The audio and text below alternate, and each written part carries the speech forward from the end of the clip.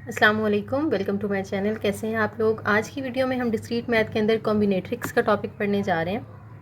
इसके अंदर दो बेसिक रूल्स हमने पढ़ने हैं, सम रूल और प्रोडक्ट रूल। ठीक है, सबसे पहले तो कॉम्बिनेट्रिक्स की डेफिनेशन देख लें क्या होता है। ये है mathematics of counting and arranging objects के। अगर आपने ऑब्जेक्ट को काउंट करना है और उनको अरेंज करना है तो वो इसके अंदर आप करते हैं। ठीक है, बाकी आप पढ़ना चाहें तो पढ़ सकते हैं।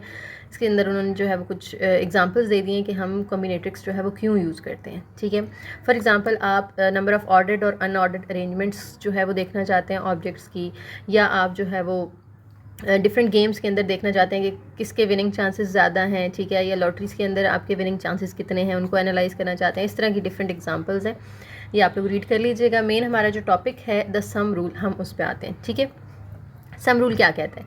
ये कहता है कि अगर आपके पास एक इवेंट है और वो n1 वेज में अकर कर रहा है, n1 वेज में यानी फॉर एग्जांपल वो अगर 3 तरीके से आप उसको देख सकते हैं, मतलब 3 वेज में अकर कर रहा है तो यहाँ पे 3 वेज आ जाएगा। तो n1 से मुराद है कि कोई भी वैल्यू हो सकती है, 3, 4, 5। ठीक है, a second event can occur in n2 different ways, then the total number of ways in which exactly one of the event first और सेकंड कैन अगर इज n1 प्लस n2। यानी सम रूल आपने तब use करना है जब और का कॉन्सेप्ट आ जाएगा। ठीक है, कि या तो पहला या दूसरा। फॉर एग्जांपल आपके पास नीचे एक बड़ी जो है वो एग्जांपल दी हुई है, जिससे बड़ा अच्छे से आपका कॉन्सेप्ट क्लियर हो जाएगा कि आपके पास 7 ऑप्शनल कोर्सेज हैं कंप्यूटर साइंस के अंदर और 3 ऑप्शनल कोर्सेज हैं मैथ्स के अंदर। देखें दोनों डिफरेंट इवेंट्स हैं।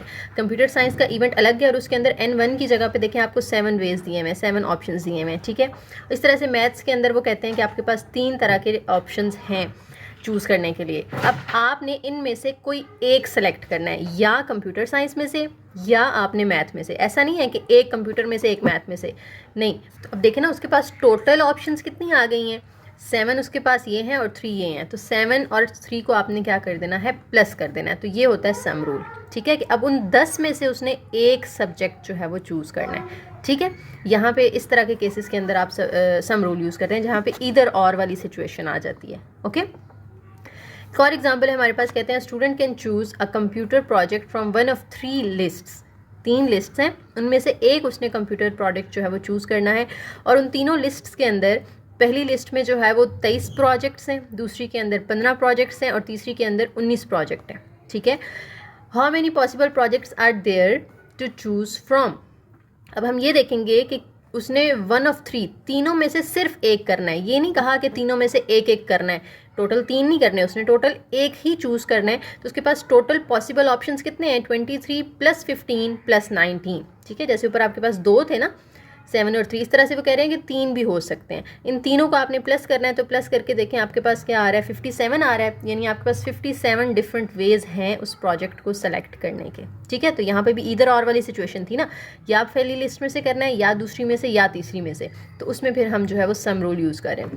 तो यहाँ से हमें पता चलता है कि ज़रूरी नहीं है कि सिर्फ हमेशा 2 ही इवेंट्स हो सकते हैं, 2 से ज़्यादा भी हो सकते हैं। उसी को मद्देनज़र रखते हुए हमारे पास यहाँ पे जनरलाइज सम रूल आ जाता है कि जिसके अंदर आपके पास जो है first event, second event, third event, बहुत सारे इवेंट्स हैं। तो आप क्या करोगे, अगर आपने टोटल जो है वो पॉसिबिलिटीज़ फाइंड करनी है, टोटल ऑप्शंस फाइंड करने हैं, तो आप क्या करोगे, फर्स्ट, सेकंड, थर्ड जितने वेज हैं, 4 हैं, 5 हैं, जितने हैं उन सब को ऐड करना है, n1 plus n2 plus n3 up to so on. और इनमें से सिर्फ एक जब आपने चूज़ करना होता है, सिर्फ तब हम ये सम रूल यूज़ करते हैं। ठीक है, नेक्स्ट हमारे पास टॉपिक आ जाता है sum rule in terms of sets, कि अगर सेट की फॉर्म में सम रूल यूज़ करना हो तो क्या होगा। तो इसमें भी आपके पास डिफरेंट सेट्स होंगे ना, जैसे A1, A2, A3 up to AM, यानी AN तक आप जा सकते हैं। ठीक है, तो आपने देखना है कि फर्स्ट सेट के अंदर कितने नंबर ऑफ एलिमेंट्स हैं, सेकंड के अंदर कितने नंबर ऑफ एलिमेंट्स हैं, थर्ड के अंदर कितने नंबर ऑफ एलिमेंट्स हैं। फॉर एग्जांपल इसमें 3 एलिमेंट्स हैं, इसमें 4 हैं, और तो आप 3 और 4 को क्या कर दोगे, प्लस कर दोगे।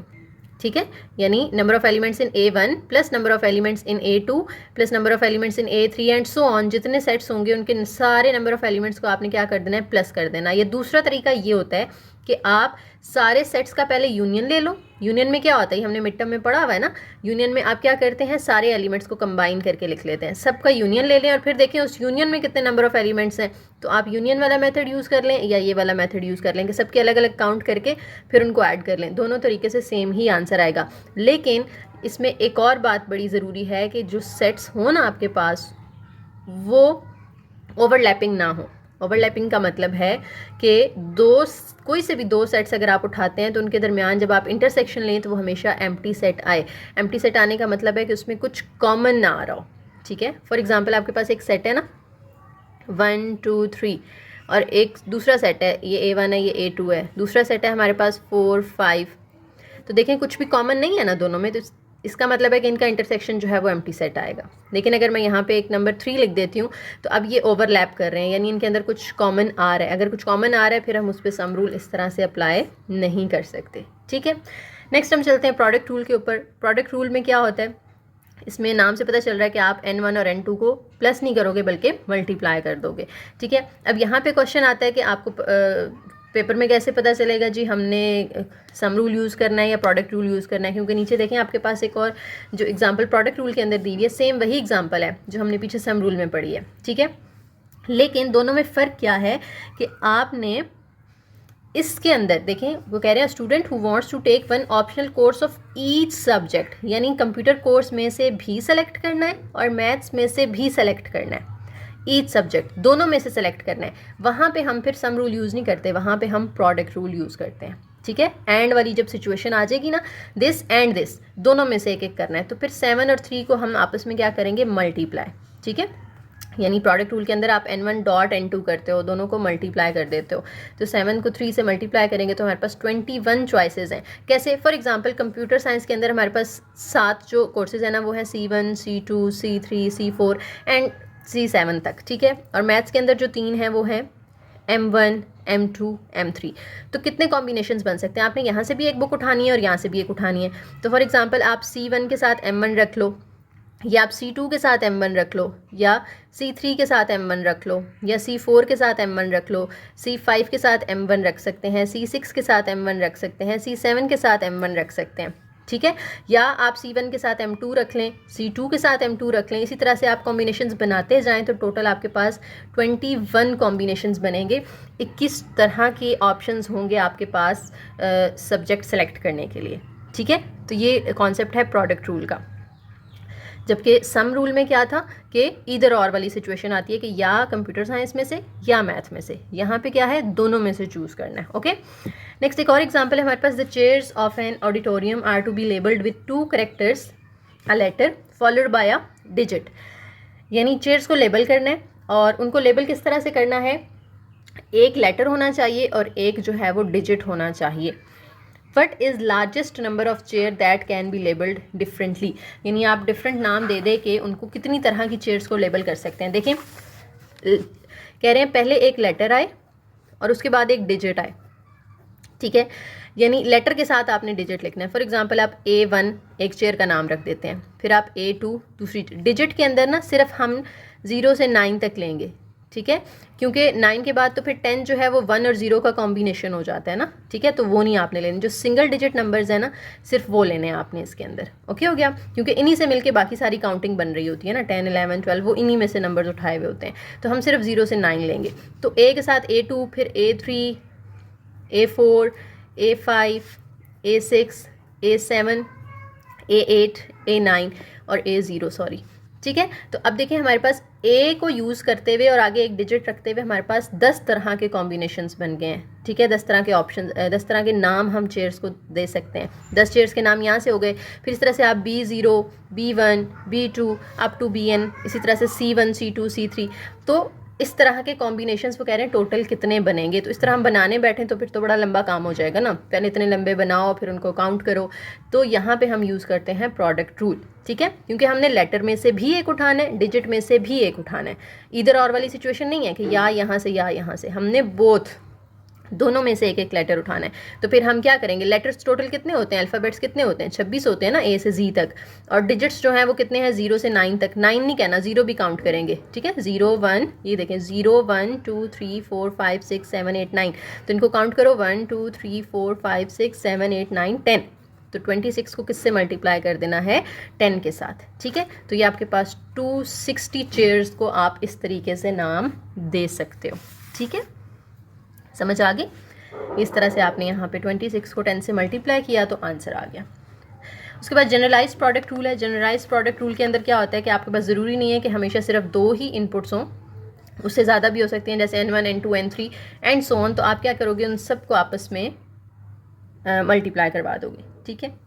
उसके बाद जो है वो सेट्स की फॉर्म में भी उन्होंने बता दिया कि अगर डिफरेंट सेट्स हैं और उनमें आपने प्रोडक्ट रूल जो है वो यूज़ करना है, तो आप क्या करोगे, पहले सारे सेट्स का जो है वो आपस में मल्टीप्लाई करेंगे, ठीक है, और फिर उनका देखेंगे कि कितने नंबर ऑफ़ एलिमेंट्स हैं। ये दूसरा तरीका ये है कि जैसे हमने ऊपर कहा था, अलग अलग सबके हम काउंट करेंगे एलिमेंट्स और सबको प्लस कर देंगे। यहाँ पे हम हर सेट के अलग अलग एलिमेंट्स को काउंट करेंगे और फिर उनको आपस में मल्टीप्लाई कर देंगे। तो आपके पास जो है वो सेट्स के ऊपर भी प्रोडक्ट रूल अप्लाई हो जाता है, ठीक है जी। अब आगे जो है हम देख लेते हैं, कुछ मिक्स्ड एग्जांपल्स हैं हमारे पास, उनमें हम देखते हैं कि किस तरह से हम समर प्रोडक्ट रूल जो है वो यूज़ करते हैं, ठीक है। सबसे पहले find the number of n of ways that an organization consisting of 15 members can elect a president, treasurer and secretary assuming no person is elected to more than one position. यानी आपके पास 15 लोग हैं और उन 15 में से आपने एक प्रेसिडेंट चूज़ करना है, एक ट्रेजरर चूज़ करना है और एक सेक्रेटरी चूज़ करना है, ठीक है। और जो पहले आपने प्रेसिडेंट चूज़ कर लिया वो फिर इन दोनों में नहीं जा सकता। समझ आ रही है बात की? No person is elected to more than one position, यानी एक बंदा एक पोजीशन पे जब आ गया है तो वो बाकी दोनों पोजीशंस के लिए अब एलिजिबल नहीं है। समझ आ गई? अब देखें हमने क्या करना है, सबको, तीनों को करना है ना, तीनों के अंदर देखना है कि कितने ऑप्शंस हैं टोटल आपके पास। तो प्रेसिडेंट के लिए तो हम देखते हैं कि 15 में से हमने एक बंदा चूज़ करना है, ठीक है। लेकिन ट्रेजरर के लिए अब देखें, एक बंदा जब प्रेसिडेंट के लिए चूज़ हो गया तो अब पीछे कितने रह गए, 14 पर्सन्स रह गए ना, 14 मेंबर्स रह गए जिनमें से आपने ट्रेजरर चूज़ करना है, क्योंकि एक तो फाइनल हो गया कि वो प्रेसिडेंट बन गया। अब पिछले जो 14 हैं उन 14 में से आपने ट्रेजरर चूज़ करना है, ठीक है। अब वो ट्रेजर वाला भी फाइनल हो गया, अब पीछे तो कितने रह गए, फिर 13 रह गए। उन 13 में से आपने सेक्रेटरी चूज़ करना है और फिर एंड पे सबको क्या कर देना है, मल्टीप्लाई कर देना है। तो आपके पास आंसर आ जाएगा 2730, यानी 2730 डिफरेंट वेज हैं जिनके अंदर कोई ऑर्गेनाइजेशन जो है वो 15 लोगों में से प्रेसिडेंट, ट्रेजरर और सेक्रेटरी चूज़ कर सकती है, ठीक है। समझ आ गई? तो प्रोडक्ट रूल आपने यहाँ पे क्यों यूज़ किया, क्योंकि तीनों के अंदर आपने सिलेक्शन करनी थी, ये नहीं था कि या प्रेसिडेंट चूज़ कर लो या ट्रेजरर या सेक्रेटरी।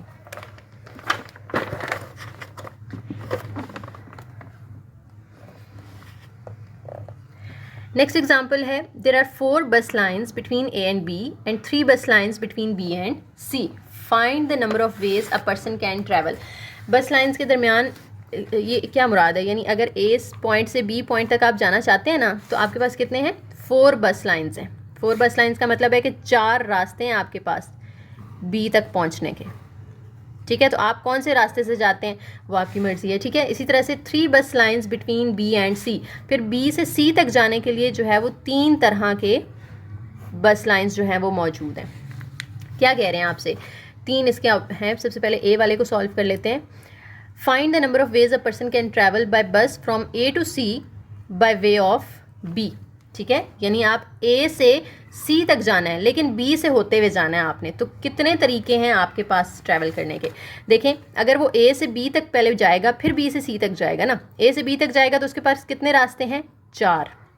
B से C तक जाता है तो उसके पास कितने रास्ते हैं, 3। तो आपने 4 और 3 को क्या कर देना है, मल्टीप्लाई कर देना है। क्यों मल्टीप्लाई करना है, प्लस क्यों नहीं कर रहे, क्योंकि हमने दोनों रास्तों में से गुजरना है। ये नहीं कि या इधर से कोई रास्ता चूज़ कर लो या इधर से कोई रास्ता चूज़ कर लो, हमने A से B तक भी कोई लाइन चूज़ करनी है और B से C तक भी कोई लाइन चूज़ करनी है। इधर ऑल वाली सिचुएशन नहीं है यहाँ पे, ठीक है। तो इसलिए हमने इन दोनों को प्रोडक्ट रूल के थ्रू सॉल्व करना है। तो सिंपल से था, ये आपका आंसर आ गया।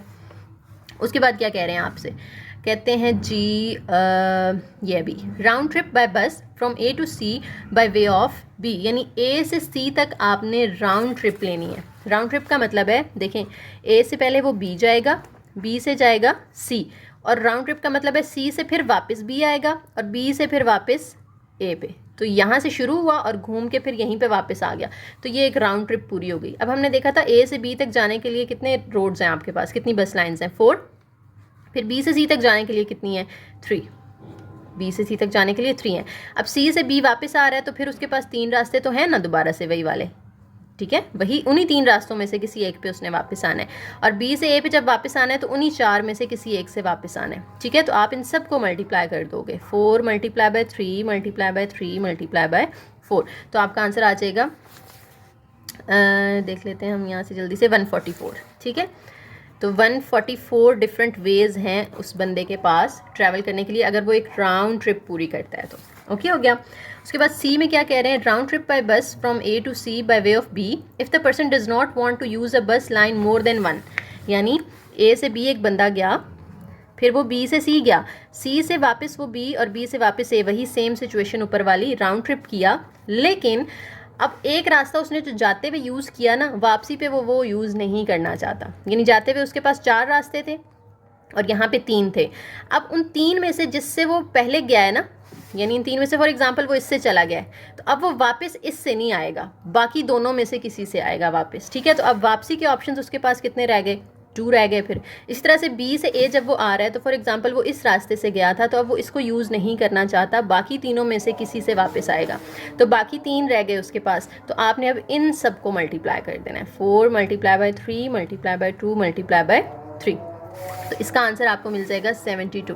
तो 72 डिफरेंट वेज से वो बंदा जो है वो वापस एक राउंड ट्रिप जो है वो पूरी कर सकता है, अगर वो एक रास्ते को दोबारा यूज़ ना करे तो। नेक्स्ट एग्जांपल है हमारे पास, a bit string is a sequence of zeros and ones, how many bit strings are there for length 4।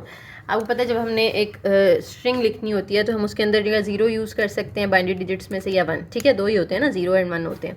तो कह रहे हैं कि अगर आपने लेंथ 4 की स्ट्रिंग बनानी है तो उसकी मतलब how many bit strings can you make, कितनी बना सकते हैं आप। ठीक है, तो देखें लेंथ 4 की बनानी है ना आपने, यानी 1 2 3 4, और यहाँ पे लगेगा प्रोडक्ट रूल ही। ठीक है, क्योंकि आपने चारों बनानी है, कोई एक नहीं बनानी। तो आप देखें कि आपके पास यहाँ पे 2 ऑप्शंस हैं कि आप या 0 रख सकते हो या 1 रख सकते हो, तो वो 2 ऑप्शंस हैं आपके पास। ठीक है, 2 डिफरेंट वेज़ हैं।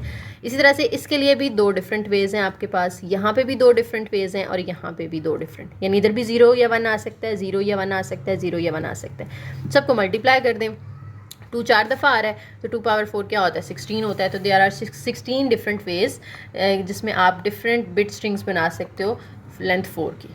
ठीक है, उसके बाद कहते हैं how many bit strings of length 8, यानी आपने एक बिट स्ट्रिंग बनानी है, उसकी लेंथ क्या होनी चाहिए, 8। 1 2 3 4 5 6 7 और 8। ठीक है, अब आपके पास है तो वही ऑप्शंस ना, 0 या 1 आ सकता है, लेकिन फर्स्ट पार्ट में कहते हैं begin with the A 1, sorry begin with the 1, यानी ये स्टार्ट कहाँ से होती है, 1 से होती है। यहाँ फिक्स हो गया कि 0 और 1 में से आपने ये 1 यूज़ करना है। तो अब 2 ऑप्शंस तो नहीं है ना आपके पास, अब तो एक ही ऑप्शन है, तो इसलिए हमने यहाँ पे 1 लिख लिया। ठीक है, पहले हमारे पास 2 ऑप्शंस थे, लेकिन अब एक ही ऑप्शन है तो हमने 1 लिख लिया यहाँ पे। और यहाँ पे तो कोई रिस्ट्रिक्शन नहीं है बाकी जगहों पे, तो यहाँ पे 2 ऑप्शंस हैं हमारे पास कि 0 भी लिख सकते हैं और 1 भी लिख सकते हैं। अब इन सब को आपस में आपने क्या करवा देना है, मल्टीप्लाई करवा देना है, तो आपके पास आंसर आ जाएगा। ये हमारे पास जो है 128 डिफरेंट बिट स्ट्रिंग्स बनेगी। ठीक हो गया। बी ऑप्शन में क्या कहते हैं, सेकंड में कहते हैं begin and and with a 1, यानी शुरू भी 1 से होती है और ख़त्म भी 1 पे होती है। तो 0 और 1 में से यहाँ पे 1 आना है, तो अब 2 चॉइसेस नहीं है, अब यहाँ पे आपके पास एक ही चॉइस है। ठीक है, यहाँ पे भी एक चॉइस है और यहाँ पे भी एक चॉइस है, लेकिन बाकी सारी आपके पास 2 चॉइसेस हैं। तो अब इन सबको आपने मल्टीप्लाई कर देना है, तो आपके पास आंसर जो है वो आ जाएगा 64 बिट स्ट्रिंग्स जो है वो आप बना सकते हैं इस तरह से। यानी आप हो सकता है 1 0 1 1 1 1 1 1 बना लें, या 1 1 0 1 1 1, या 1 0 0 0 1, तो वो 64 डिफरेंट तरीक़ों से आप जो है वो बना सकते हैं। यहाँ पे समझ आ गई यहाँ तक आपको। नेक्स्ट जो एक्सरसाइज है उसमें क्या कह रहे हैं, suppose that an automobile license plate has 3 letters followed by 3 digits, यानी एक ऑटोमोबाइल की नंबर प्लेट है, उसमें 3 लेटर्स हैं और उसके बाद 3 नंबर्स हैं। फॉर एग्जांपल LHR 1 2 3, ये उसका नंबर है। ठीक है, तो 3 लेटर लेने हैं आपने और 3 जो है वो नंबर्स लेने हैं। तो पार्ट ए में कहते हैं how many different license plates are possible. अब आपको पता है यहाँ पे 26 लेटर्स होते हैं ना, ए से जी तक, उन 26 में से आप कोई भी यहाँ पे लिख सकते हो। तो आपके पास यहाँ पे 26 ऑप्शंस हैं, यहाँ पे भी आपके पास कितने ऑप्शंस हैं, 26, और यहाँ पे भी कितने ऑप्शंस हैं, 26। और यहाँ पे जो 1 डिजिट नंबर्स आने हैं वो हमारे पास टोटल कितने होते हैं, 10 होते हैं ना। यहाँ ऊपर भी मैंने आपको बताया था 0 से 9 तक होते हैं, यानी टोटल 10 होते हैं। तो यहाँ पे आपके पास 10 ऑप्शंस हैं, इस पोजीशन पे भी आपके पास 10 ऑप्शंस हैं और इस पोजीशन पे भी आपके पास 10 ऑप्शंस हैं। इन सब को आपस में मल्टीप्लाई कर देना आपने, तो आंसर आ जाएगा। ठीक है, तो आंसर हमें मिल रहा है जनाब काफ़ी लंबा चौड़ा आंसर है 1757600। ठीक है, इतने डिफरेंट तरीक़ों की नंबर प्लेट्स जो है वो, या इतनी डिफरेंट नंबर प्लेट्स जो हैं वो बन सकती हैं। ठीक है, अच्छा इसके बी पार्ट में क्या कह रहे हैं? बी पार्ट में हमें कहते हैं, क्वेश्चन दिखा दूँ आपको, देखें इसके बी पार्ट में कहते हैं how many license plates could begin with A and end on 0। ठीक है, लाइसेंस में देखिए 6 जगह है ना, 1 2 3 4 5 6, पहले 3 पे लेटर्स आने और अगले 3 पे डिजिट्स आने। अब वो कह रहे हैं स्टार्ट वो ए से होती है और एंड वो 0 पे होती है नंबर प्लेट। बीच में क्या क्या आ सकता है? वो डिफरेंट नंबर्स और लेटर्स आ सकते हैं। अब देखिए ना, हमारे पास टोटल 26 वैसे हमारे पास यहाँ पे चॉइसेस थी, लेकिन अभी एक ही चॉइस है कि ए ही रख सकते हैं, इसके अलावा कुछ और नहीं रख सकते, क्योंकि उन्होंने कह दिया कि शुरू आपने ए से करना है। तो इधर तो फिर 1 चॉइस हुई ना हमारे पास, लेकिन यहाँ पे तो आप 26 में से कोई भी रख सकते हो, यहाँ पे भी आप 26 अल्फ़ाबेट्स में से कुछ भी रख सकते हो, यहाँ पे 10 डिजिट्स, यहाँ पे भी 10 डिजिट्स की ऑप्शन है, 10 डिजिट्स की ऑप्शन है, और ये जो है 0 ये फिक्स हो गया ना, यहाँ पे आप 0 के अलावा कुछ और पुट नहीं कर सकते, क्योंकि उन्होंने बोला है कि एंड करना है उसको 0 पे आपने। ठीक है, तो ये फिक्स है, तो यहाँ पे एक ही ऑप्शन है हमारे पास 0, इसके अलावा कोई और ऑप्शन नहीं है। अब इन सबको आपस में आपने जनाब कर देना है मल्टीप्लाई, तो हमारे पास आंसर आ जाएगा 67600। ओके हो गया। नेक्स्ट एग्जाम्पल, सॉरी इस एग्जाम्पल का next part, how many license plates begin with PQR, यानी यही लाइसेंस प्लेट्स हैं जिसमें हमने इस तरह से 3 लेटर्स और 3 डिजिट्स लिखने हैं, और वो PQR से स्टार्ट होती हैं। अब वो PQR से स्टार्ट होती हैं तो हमारे ऊपर रिस्ट्रिक्शन लगा दी कि इधर P रखना है आपने और कुछ नहीं रखना, तो एक ही ऑप्शन हुआ ना हमारे पास, तो इधर Q रखना है और कुछ नहीं रखना, तो एक ही ऑप्शन है, R रखना है और कुछ नहीं रखना, तो एक ही ऑप्शन है। लेकिन नंबर्स तो हम 10 में से कोई भी रख सकते हैं, यहाँ भी और यहाँ भी, तीनों जगह पे हमारे पास 10 ऑप्शंस मौजूद हैं। तो तीनों को मल्टीप्लाई करते हैं तो 1000 आंसर आ जाएगा आपके पास। क्लियर हो गया? अच्छा इसका डी पार्ट भी है, कहते हैं how many license plates are possible in which all the letters and digits are distinct. Distinct का मतलब क्या होता है? डिफरेंट है, यानी रिपीट नहीं करना आपने। ठीक है, जो आपके पास 6 पोजीशंस है ना, जो 3 लेटर्स हैं वो एक लेटर जब आपने यूज़ कर लिया तो उसको आपने दोबारा यूज़ नहीं करना। डिस्टिंक्ट का मतलब है डिफरेंट होने चाहिए तीनों, यानी यहाँ पे पहले को फिल करते हुए तो आपके पास 26 ऑप्शन मौजूद हैं, उन 26 लेटर्स में से आप कोई एक रख सकते हो, लेकिन जब आप सेकंड पोजीशन पे आओगे तो जो आपने यहाँ पे रख लिया अब वो नहीं यूज़ कर सकते, तो वो उसका ऑप्शन ख़त्म हो गया ना। पीछे जो 25 बचे हैं उनमें से कोई एक आप यहाँ पे रख सकते हो। ओके, फिर जब यहाँ पे भी हमने सेलेक्ट कर लिया एक लेटर, तो अब इन दोनों को छोड़ देना है आपने, और बाकी जो 24 हैं उनमें से कोई एक लेना है। समझ आ गई? इस तरह से जब 3 नंबर हैं, पहले नंबर को जब हम लिख रहे होंगे तो हमारे पास 10 ऑप्शन मौजूद हैं, लेकिन 10 में से जब एक हमने लिख लिया अब उसको हम आगे यूज़ नहीं कर सकते दूसरी जगह पे, तो पीछे हमारे पास 9 ऑप्शंस रह गए, और जब 2 यहाँ पे दूसरा भी फिक्स हो गया तो अब इन दोनों के अलावा बाकी जो 8 हैं उनमें से कोई एक यहाँ पर लिखना है, तो बाकी 8 ऑप्शन है ना हमारे पास। अब इन सारों को आपने आपस में मल्टीप्लाई करना है, तो इसका हमारे पास आंसर आता है 112320000। क्लियर है जी? अच्छा ई पार्ट क्या है? How many license plates could begin with AB and have all 3 letters and digits distinct, यानी स्टार्ट कहाँ से करना है आपने उसको AB से करना है। तो दोबारा से हम ज़रा 6 जगह बना लेते हैं अपने पास। यहाँ पे वो कह रहे हैं कि A और B लिखना है, ठीक है, स्टार्ट विद AB, और डिजिट्स और लेटर्स बाकी जो हैं वो सारे डिफरेंट होने चाहिए, यानी उन देखें अब यहाँ पे तो एक ही ऑप्शन है ना हमारे पास A, उसके अलावा हम कुछ और नहीं लिख सकते, यहाँ पे भी हम B के अलावा कुछ और नहीं लिख सकते। अब यहाँ पे हमारे पास वैसे तो 26 होते हैं, लेकिन उन्होंने कहा है कि डिस्टिंक्ट का मतलब है कि जो पहले यूज़ हो गए हैं वो अब आपने यहाँ पे यूज़ नहीं करने, तो उस 26 में से ये 2 निकाल दें तो पीछे कितने रह गए? 24। अब 24 ऑप्शंस हैं, बाकी 24 में से C से Z तक जो हैं उनमें से कोई एक लेटर यहाँ पे आ सकता है। बाकी डिजिट्स जो हैं वो हमारे पास देखें, यहाँ पे तो 10 ऑप्शंस होंगी, यहाँ पे 9 और यहाँ पे 8। ये मैं आपको पहले एक्सप्लेन कर चुकी हूँ कि कैसे इस तरह से होता है। ठीक है, अब इन सबको आपने मल्टीप्लाई कर देना है तो हमारे पास आंसर आ जाएगा 17280। ठीक है, इतने डिफरेंट तरीक़ों से आप नंबर प्लेट्स जो है वो बना सकते हैं। नेक्स्ट एक्सरसाइज पे चलते हैं जी। A variable name in programming language must be either a letter or a letter followed by a digit. How many different variable names are possible. ठीक है, अब यहाँ पे और वाली कंडीशन भी आ गई है। ठीक है, तो जो और से पहले वाली बात है वो और के बाद वाली बात, दोनों को हम क्या करेंगे? प्लस, क्योंकि मैंने कहा था ना जहाँ पे ईदर और वाली सिचुएशन आ रही होती है वहाँ पे आपने प्लस करना होता है। तो देखें कि हमारे पास क्या है और से पहले क्या है। कहते हैं वेरिएबल का नाम रखना है आपने प्रोग्रामिंग लैंग्वेज के अंदर, वो या तो एक लेटर होना चाहिए, यानी वो सिर्फ या तो ए हो फॉर एग्जांपल, या a letter followed by a digit, या एक लेटर हो लेकिन उसके साथ एक डिजिट भी हो, ठीक है, या सिर्फ ये हो सकता है या सिर्फ ये। तो और आ गया ना, तो और में तो हमने बीच में क्या लगाना होता है, प्लस लगाना होता है, ठीक है। अब लेटर यहाँ पे आना चाहिए या लेटर प्लस या लेटर विद डिजिट, ठीक है।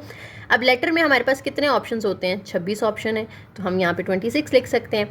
और यहाँ पे लेटर और डिजिट, लेटर में कितने होते हैं 26 और डिजिट्स कितने हैं हमारे पास 10 हैं, लेकिन ये दोनों आपस में मल्टीप्लाई होंगे क्योंकि ये दोनों ही हमने लेने हैं, इसमें इधर और वाली सिचुएशन नहीं है, लेटर और नंबर दोनों लेने हैं हमने, ठीक है। तो आप 26 प्लस, अब पहले इन दोनों को, क्योंकि डी मैथ्स में आपको पता है पहले हम मल्टीप्लाई करते हैं, 260 दोनों को आपने ऐड कर देना है, तो 260 में 26 ऐड कर दें, 286 पॉसिबल वेज हैं उस वेरिएबल को नाम देने के, ठीक हो गया, समझ आ गई होगी। अच्छा जी, नेक्स्ट एक्सरसाइज पे चलते हैं। How many bit strings consist of from 1 through 4 digits, यानी कितनी बिट स्ट्रिंग्स आप बना सकते हैं 1 to 4 डिजिट्स। अगर आपने 1 डिजिट स्ट्रिंग बनानी है, या आपने 2 डिजिट की स्ट्रिंग बनानी है, या 3 डिजिट की बनानी है, या 4 डिजिट्स की बनानी है, ठीक है। अब आपको पता है स्ट्रिंग के अंदर हमने कहा था जब बिट स्ट्रिंग बनाते हैं तो हमारे पास दो ऑप्शन है कि यहाँ पे 0 भी आ सकता है, यहाँ पे 1 भी आ सकता है, तो कितने ऑप्शन हो गए 2, ठीक है। यहाँ पे भी 2 आ गए और ये दोनों आपस में मल्टीप्लाई होंगे क्योंकि दोनों हमने यूज़ करने हैं। इसी तरह से यहाँ पे हमारे पास ये इस तरह से, ठीक है, यहाँ पे भी 2 ऑप्शन है, यहाँ पे भी 2 ऑप्शन है, यहाँ पे भी, अगर इसकी लेंथ जो है वो 3 है, लिख लेना है पीछे आपने, string of length 3, bit string of length 2, bit string of length 1 and bit string of length 4। इसके अंदर भी आपके पास देखें, यहाँ पे भी 2 ऑप्शंस हैं, यहाँ पे भी 2 ऑप्शंस हैं, यहाँ पे भी 2 और यहाँ पे भी 2। तो लेंथ 1 की जो है वो तो 2 ही ऑप्शंस हैं, लेंथ 2 की जो है उसमें हमारे पास 2 2s are 4 ऑप्शंस हैं, लेंथ 3 की स्ट्रिंग के अंदर हमारे पास 8 ऑप्शंस हैं, लेंथ 4 की स्ट्रिंग के अंदर हमारे पास 16 ऑप्शंस हैं, ठीक है। अब वो क्या कहते हैं, how many bit strings consist of from 1 through 4, यानी 1 से 4 तक आपने सबको जो है वो देख लेना है। अब इन सब को हमने एंड पे क्या कर देना है, ऐड 2 + 4 + 8 + 16 कि टोटल पॉसिबल कितनी आपके पास जो है वो वेज हैं, इन सब को आप ऐड कर दें तो ये आपके पास बनेगा 30। तो 30 डिफरेंट बिट स्ट्रिंग्स जो हैं वो आप बना सकते हैं, ठीक है। बी पार्ट में क्या कहते हैं, how many bit strings consist of from 5 through 8 digits, यानी पहली जो बिट स्ट्रिंग होगी उसकी लेंथ क्या है 5 है, ठीक है, 1 2 3 4 एंड 5। और देखें हमारे पास दो ऑप्शंस होंगे ना, यहाँ भी 0 1 आ सकता है, यहाँ भी और यहाँ भी। इसी तरह से लेंथ 6 की जब आप बनाएंगे तो 6 दफ़ा 2 आ जाएगा, 1 2 3 4 5 6, ठीक है। फिर लेंथ 7 और लेंथ 8 की इसी तरह, यहाँ पे 7 दफ़ा 2 आ जाएगा, यहाँ पे 8 दफ़ा 2 आ जाएगा, ठीक है। फिर आपने क्या करना है, इनको मल्टीप्लाई करके इनके आंसर सामने लिख लेने हैं और एंड पे सबको आपस में क्या कर देना है प्लस, जैसे हमने इसके अंदर किया था, ठीक हो गया। नेक्स्ट एग्जांपल है how many 3 digit integers are divisible by 5, यानी 3 डिजिट का कोई इंटीजर है आपके पास, ठीक है, और वो 5 से डिवाइड हो सकता हो। आपको पता है 5 के टेबल में जो नंबर्स आते हैं उनके एंड पे या तो 0 आ रहा होता है या उनके एंड पे 5 आ रहा होता है, ठीक है। फॉर एग्जांपल 100 है या 105 है, तो आप लास्ट वाला नंबर देखते हो वो 0 है या 5 है, तो इसका मतलब होता है कि वो श्योर होता है कि वो 5 के टेबल में आएगा, ठीक है। तो हम ये जो 3 डिजिट नंबर है ना, इसको 2 केसेस में डिवाइड कर लेते हैं, केस 1 और केस 2, ठीक है। केस 1 के अंदर हम कहते हैं कि एंड पे उसके 0 आ रहा है और केस 2 में हम कहते हैं एंड पे 5 आ रहा है, ठीक है।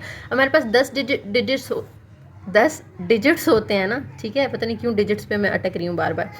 तो क्या उन 10 के 10 में से आप यहाँ पे कोई पुट कर सकते हो, यानी आपके पास होते हैं 0 1 2 3 and so on up to 9, ठीक है। यहाँ पे तो आपके पास आप कह लो कि 10 ऑप्शंस मौजूद हैं, लेकिन यहाँ पे 10 नहीं होंगे, यहाँ पे हम 9 लेंगे। अब आप कहेंगे क्यों, और यहाँ पे तो आपको पता है कि 1 है, क्योंकि 0 के अलावा आप कुछ और नहीं रख सकते ना, ये एक ही ऑप्शन है आपके पास। यहाँ पे 10 ऑप्शंस है, यहाँ पे भी होने तो 10 चाहिए थे, लेकिन हमने 9 क्यों लिखा, क्योंकि हम 0 शुरू में नहीं लिख सकते। इस 0 के अलावा जो बाकी है ना उनमें से कोई एक शुरू में आ सकता है, तो इस 0 को निकाल दो तो पीछे तो 9 रह गए ना आपके पास। अब 0 क्यों निकाल दें, क्योंकि अगर मैं कोई नंबर कोई इंटीजर अगर 0 से स्टार्ट करती हूँ तो वो 3 डिजिट तो नहीं होगा ना, उसको तो हम 2 डिजिट कंसिडर करते हैं, यानी 0 तो हम उसके अंदर फिर काउंट नहीं करते ना स्टार्ट पे अगर आ रहा हो तो, इसलिए स्टार्ट पे 0 नहीं लगाना आपने। तो स्टार्ट पे 0 के अलावा आपके पास सिर्फ 9 ऑप्शन हैं, लेकिन यहाँ पे तो 0 आ सकता है, बीच में कोई मसला नहीं है, 505 इस तरह से आ जाए 500 तो कोई इशू नहीं है, ठीक है। इसी तरह से सेकंड केस के अंदर भी फर्स्ट पोजीशन पे हम 0 नहीं लगा सकते, इसलिए 10 ऑप्शंस नहीं हैं, कितने हैं 9 ऑप्शंस हैं। लेकिन यहाँ पे आपके पास 10 ऑप्शंस मौजूद हैं और यहाँ पे एक ही ऑप्शन है कि एंड पे सिर्फ 5 आ सकता है, 5 के अलावा कुछ और नहीं आ सकता। तो ये भी 90 वेज हो गए, यहाँ पे भी 90 ऑप्शंस हो गए। एंड पे आपने क्या कर देना है, टोटल ऑप्शंस के लिए दोनों को प्लस कर देना है, तो आपके पास 180, क्योंकि या ये नंबर होगा या ये नंबर होगा ना। उन्होंने एक इंटीजर पूछा है आपसे, तो वो इंटीजर या तो 0 से एंड हो रहा होगा या वो 5 से एंड हो रहा होगा, तो इधर और सिचुएशन आ गई। इसलिए हम इन दोनों की जो पॉसिबिलिटीज़ हैं उनको प्लस करेंगे, तो हमारे पास टोटल नंबर ऑफ पॉसिबिलिटीज़ आ जाएंगी उन इंटीजर्स की जो 5 से डिवाइड हो सकते हैं। ओके, नेक्स्ट है computer access code word consist of from 1 to 3 letters of English alphabets with repetitions allowed. यानी आपने एक कोड वर्ड लिखना है, ठीक है, और उन्होंने कहा है फ्रॉम 1 to 3, ठीक है। फ्रॉम 1 to 3 का मतलब है कि लेंथ 1, लेंथ 2, लेंथ 3, 3 तरह के कोड्स जो है वो आप लिख सकते हैं। तो अगर आप लेंथ 1 का कोड लिख रहे हैं, लेंथ 1 का, तो उसमें तो एक ही चीज़ आएगी ना, यहाँ पे एक ही लेटर आएगा, ठीक है। अगर आप लेंथ 2 का लिख रहे हैं, जिसकी लेंथ 2 है, कोई ऐसा कोड लिख रहे हैं, तो उसमें आपके पास फिर यहाँ पे 2 आ जाएंगे, और 2 जब इकट्ठे आते हैं तो हम उनको क्या करते होते हैं, मल्टीप्लाई करते होते हैं। इसी तरह से अगर आप लेंथ 3 लिख रहे हैं, 3 लेंथ की कोई आप कोड वर्ड लिख रहे हैं, तो उसमें आपके पास 3 यहाँ पे जगह होंगी। अब हमने लेने क्या है, लेटर्स लेने हैं, तो हमारे पास 26 ऑप्शंस होते हैं ना लेटर्स के अंदर। यहाँ पे भी 26 हैं और यहाँ पे भी 20, क्योंकि रिपीटिशन अलाउ है। अगर तो वो कहते हैं रिपीटिशन अलाउ नहीं है, तो हमने फिर एक जो यहाँ पे तो 26 ऑप्शन होने थे, फिर यहाँ पे 25 हो जाने थे, क्योंकि एक जो यहाँ यूज़ कर लिया था उसको फिर हमने एक्सक्लूड कर देना था, उसके अलावा जो 25 थे उनमें से लिखना था। लेकिन उन्होंने हमें अलाउ कर दी रिपीटिशन, तो हम दोबारा फिर वो सेम भी यूज़ कर सकते हैं। तो टोटल अभी भी 26 ही है हमारे पास। इसी तरह से यहाँ पे भी 26 जो है वो तीनों जगह पे ऑप्शंस मौजूद हैं हमारे पास। अब इनको आपने जो है वो आपस में पहले तो मल्टीप्लाई करके तीनों के आंसर निकाल लेने हैं। ये तो 26 ही रहेगा। यहाँ पे 26 को 2 दफ़ा मल्टीप्लाई करके आप देख लीजिएगा कैलकुलेटर से। और अब कैलकुलेटर की इतनी आदत हो चुकी है मेंटली, हमें इतना अच्छा मैथ नहीं आता, तो वहाँ से आप देख लीजिएगा, ठीक है। और फिर इन तीनों को मल्टीप्लाई करके जो आंसर आता है वो, और फिर तीनों तो नहीं ना आपने लेने उसके अंदर कोडवर्ड के अंदर। उन्होंने कहा या लेंथ 1 का होगा या 2 का या 3 का, तीनों में से कोई एक कोडवर्ड यूज़ होना है, ठीक है। तो इधर और सिचुएशन के आगे, इसलिए हमने इन तीनों के जो आंसर्स होंगे ना एंड पे उनको आपस में क्या कर देना है, प्लस कर देना है। तो फिर फाइनल आंसर हमारा आ जाएगा जनाब 18 to 78, ठीक है। इतने पॉसिबल कोडवर्ड्स हैं आपके पास। सॉरी आपको नज़र नहीं आ रहा था। इस तरह से आपने तीनों को एंड पे ना इनके आंसर्स को प्लस कर देना, तो ये आंसर आ जाएगा, ठीक है। उसके बाद है जी number of iterations of a nested loop. Nested loop आपको पता है क्या होता है कि एक लूप के अंदर अगर कोई और लूप यूज़ हुआ हो, ठीक है। कंप्यूटर वालों को पता होगा नेस्टेड लूप किसे कहते हैं, कि अगर एक लूप आपने यूज़ किया हुआ है तो उसी के अंदर आप एक और लूप यूज़ कर लें। जैसे नीचे आपको एग्जाम्पल के अंदर नज़र आ रहा है एक फॉर लूप लगा हुआ है, उसके अंदर एक और फॉर लूप यूज़ हुआ है, ठीक है। तो इसके अंदर आपने देखना है कि अगर एक लूप को हम रन करें या दूसरे को रन करें तो वो कितनी दफ़ा, क्योंकि लूप में आपको पता ना क्या होती है, हमने लास्ट लेक्चर में भी पढ़ा था, आइट्रेशंस होती हैं, यानी वो लूप जो है वो एक से ज़्यादा दफ़ा चल रहा होता है, ठीक है। आइट्रेट कर रहा होता है, रिपीट कर रहा होता है अपने आप को। तो उससे रिलेटेड 2-3 एग्जांपल्स हैं, हमने बताना है कि वो कितनी दफ़ा जो है वो रिपीटेशंस होंगी, वहाँ पे आइट्रेशंस होंगी। सबसे पहला जो हमारे पास सामने एक लूप लिखा हुआ है वो फॉर लूप है, जिसमें आई जो है वो 1 to 4 रन कर रहा है, जे की जो वैल्यू है वो 1 to 3 है, ठीक है। कहते हैं determine how many times inner loop will be iterated. Inner loop यानी ये अंदर वाला, ठीक है। ये जे जो है वो कितनी दफ़ा आइट्रेट होगा वो आपने बताना है। तो इसके अंदर देखें वो कह रहे हैं कि एक दफ़ा देखें ना, जब एक दफ़ा ये रन होगा तो अंदर वाला तो लाजमी होगा, ठीक है। यानी आई की वैल्यू जब 1 होगी, आई की वैल्यू जब 1 होगी तो अंदर जे जो है वो 1 2 3 1 से 3 तक, यानी 1 2 3 3 दफ़ा आइट्रेट करेगा, ठीक है। जब आई की वैल्यू 1 है तो अंदर वाला लूप जो है वो 3 दफ़ा आइट्रेट करेगा। जब आई की वैल्यू 2 होगी तब भी अंदर वाला 3 दफ़ा आइट्रेट करेगा। जब आई की वैल्यू 3 होगी तब भी वो 3 दफ़ा आइट्रेट करेगा। जब आई की वैल्यू 4 होगी तब भी वो 3 दफ़ा आइट्रेट करेगा, ठीक है। तो अंदर वाला लूप टोटल कितनी दफ़ा आइट्रेट कर रहा है, या तो आप यहाँ पे प्लस वाला रूल यूज़ कर सकते हो, 3 + 3 + 3 + 3, या फिर देखें 3 4 दफ़ा आ रहा है ना, तो 4 को 3 से मल्टीप्लाई कर लें, यानी बाहर वाला लूप देखें 4 दफ़ा हो रहा है रिपीट, तो उसको अंदर वाला जितनी दफ़ा होता है उससे मल्टीप्लाई कर दें। दोनों सूरतों में आंसर सेम ही आएगा आपका, ठीक है। नेक्स्ट एग्जांपल है determine how many times the inner loop will be iterated when the following algorithm is implemented and run. यानी ये वाला एल्गोरिथम जब हम अप्लाई करेंगे तो फॉर के अंदर अगेन फॉर है, तो इनर का ही आपने बताना है कि इनर लूप जो है वो क्योंकि उन्होंने हमने इनर लूप पूछा है, वो कितनी दफ़ा आइट्रेट करेगा। तो सेम इसी तरह से आपने करना है जैसे हमने ऊपर किया। अब देखें इसकी वैल्यू 5 से स्टार्ट हो रही है ना, जब वो 5 पे होगा, फिर वो 6 पे होगा, 7 पे होगा, 8 पे होगा, 50 तक जाएगा। ठीक है, तो ये सारे नंबर्स अगर हम काउंट करें ना तो हमारे पास ये बनते हैं 46, क्योंकि 5 से आप काउंट करना शुरू करें, 5 6 7 8 9 10, तो आपके पास 50 तक जाते हुए आप देखेंगे कि 46 नंबर्स आते हैं। 5 को भी काउंट करना है और 50 को भी काउंट करना है। ठीक है, अच्छा अब ये टोटल नंबर हमारे पास आ गए 46। जैसे यहाँ पे टोटल नंबर हमारे पास कितने थे, 4 दफ़ा हुआ था ना वो, तो हमने 4 को इनर जितनी दफ़ा होता है 3 दफ़ा होता है उससे मल्टीप्लाई कर दिया था। अब यहाँ पे कितनी दफ़ा वो चल रहा है 46 टाइम्स, और इनर कितनी दफ़ा हो रहा है 10 से 20। 10 से 20 काउंट करें, 10 11 12 13, तो 10 से 20 तक मैंने लिखा। अब अगर आप काउंट करें 1 2 3 4 5 6 7 8 9 10 11, ठीक है, ये नहीं कि 10 से 20 तक सिर्फ 10 नंबर होते हैं, हम 10 भी काउंट कर रहे हैं बीच में, तो 11 टाइम्स जो है ये अंदर वाला आइट्रेट कर रहा है और 46 टाइम्स बाहर वाला। तो 46 को 11 से मल्टीप्लाई कर दें। जैसे यहाँ पे बाहर वाला 4 दफ़ा और अंदर वाला 3 दफ़ा कर रहा था, तो हमने 4 को 3 से मल्टीप्लाई कर दिया। सेम यहाँ पे इन दोनों को मल्टीप्लाई कर दें तो आपके पास 506 आ जाएगा। ओके हो गया। नेक्स्ट एग्जाम्पल है, कहते हैं determine how many times the inner loop will be iterated when the following algorithm is implemented. I जो है वो 1 से 4 है और जे जो है वो 1 to i है। ठीक है, ये थोड़ा सा जो है वो ट्रिकी है। आई तक, यानी जब आई की वैल्यू 1 होगी ना, आई की वैल्यू जब क्या होगी यहाँ पे 1 होगी, फिर आई की वैल्यू 2 होगी, फिर 3 होगी, फिर 4 होगी। ठीक है, अच्छा जब उसकी वैल्यू 1 है तो अंदर जे भी जो है वो एक ही दफ़ा 1 से 1 तक आइट्रेट करेगा, आई की वैल्यू तक 1 to 1, तो वो एक ही आइट्रेशन होगी उसकी। लेकिन जब आई की वैल्यू 2 हो जाएगी तो अब उसने 1 से 2 तक आइट्रेट करना है, क्योंकि अब आई की वैल्यू 2 है तो वो 2 दफ़ा आइट्रेट करेगा। फिर जब आई की वैल्यू 3 हो जाएगी तो अब उसने 1 से 3 तक, क्योंकि आई की वैल्यू 3 हो गई तो 1 से 3 तक आइट्रेट करना है, तो 3 आइट्रेशंस करेगा। इसी तरह से जब आई की वैल्यू 4 होगी तो वो 1 से 4 तक आइट्रेट करेगा। अब इन सबको आपने आपस में कर देना है +1 +2 +3 +4, तो 9 जो है 9 डिफरेंट वेज हैं आपके पास इसके आइट्रेट होने के, इनर लूप के। ठीक है, यहाँ पे भी इनर लूप ही पूछा था उन्होंने हमसे। ठीक है जी, ये थी आपकी लास्ट एग्जांपल। उम्मीद है आप लोगों को लेक्चर समझ में आया होगा। फिर भी अगर कोई कन्फ्यूजन है, कोई बात आप समझ नहीं पाए या आप कुछ पूछना चाहते हैं तो आप कमेंट सेक्शन में लाजमी पूछ सकते हैं, मैं इंशाल्लाह ज़रूर आंसर करूँगी आपको। और वीडियो पसंद आई हो तो लाइक करें, शेयर करें, चैनल को ज़रूर सब्सक्राइब कीजिएगा। थैंक यू, अल्लाह हाफिज़।